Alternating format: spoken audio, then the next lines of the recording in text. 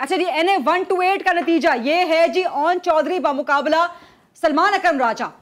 Own Chaudhary 1520 vote लेके आगे हैं। आजाद उम्मीदवार सलमान अकरम राजा 950 वोट लेके पीछे हैं। NA 128 लाहौर कितने पोलिंग स्टेशंस का रिजल्ट है जी ये? चलें, बहरहाल जैसे इलेक्शन सेल बताता है आप तक हम बता देंगे, लेकिन अब तक ये चंद पोलिंग स्टेशंस का रिजल्ट होगा। ओन चौधरी IPP 1520 वोट लेके आगे, इंडिपेंडेंट सलमान अकरम राजा 950 वोट लेके पीछे। NA 128 लाहौर। चलें जी, कमिंग बैक टू पैनल, किस पर डिस्कस करना चाहेंगे? NA 56 पे, NA 128 NA 56 से शुरू करते हैं। देखिए NA 56 यहाँ डिस्प्ले करें जी प्लीज। अगर NA 56 तहरीक इंसाफ जीत जाती है शहरयार रियास, तो ये मैं समझता हूं बहुत बड़ी जीत है। उसकी वजह यह है कि NA 56 प्लीज यहाँ डिस्प्ले करें। वोट डिवाइड हो गया है।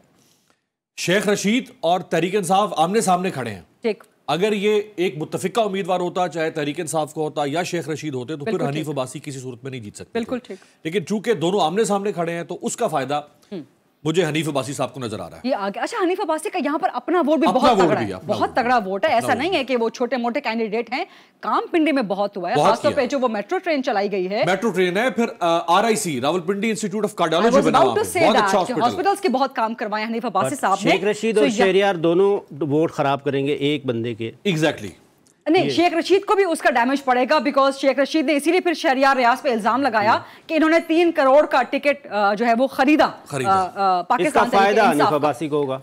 दोनों की कशमकश का फायदा, दोनों की स्प्लिट का फायदा हनीफ अब्बासी को होगा। लेकिन इसका मतलब ये नहीं कि हनीफ कमजोर कैंडिडेट है, हनीफ बहुत तगड़ा कैंडिडेट है। लेकिन अगर उनका मुत्तफिका उम्मीदवार होता, यानी दोनों का, यानी कि शेख रशीद के मुकाबले पे PTI खड़ा ना करती या शेख रशीद खड़े ना होते, बिल्कुल दुरुस्त, तो फिर हनीफ अब्बासी का जीतना बिल्कुल दुरुस्त बात है, ये 100% दुरुस्त। लेकिन 2018 में जो हनीफ अब्बासी के साथ हुआ था कि उनको इलेक्शन से 2 दिन पहले एफिड्रीन केस में बिहाइंड द बार्स बंद कर दिया गया। मुजाहिद साहब, तो मैं इस बात का इंतजार करूंगा कि लाहौर, कराची, इस्लामाबाद, ये बड़े शहरों में अगर किसी बड़े के साथ, जैसे मैंने कहा अभी तक तो नहीं की हाफिज नईम साहब ने प्रेस कॉन्फ्रेंस, इसको मैंने अभी 7 बज गए, 7 बजे डेडलाइन के 7 बज गए कॉन्फ्रेंस कर रहे होते तो मैंने वो हो जाती है। 7 टू अर्ली, बहुत जल्दी नहीं है प्रेस कॉन्फ्रेंस करने के लिए? इसमें ये इल्जाम भी तो लग सकता है कि आप इलेक्शंस पे मैनूवर होने की कोशिश कर रहे हैं। पास में ये होता था, बल्कि 4 बजे चले जाते थे। अभी ऐसा कुछ हुआ ही नहीं है। आज हमने सारा दिन कराची में भी देखा है ना, उनको कोई ऐसी अपॉर्चुनिटी आई नहीं है कि जिससे वो प्रेस कॉन्फ्रेंस करे।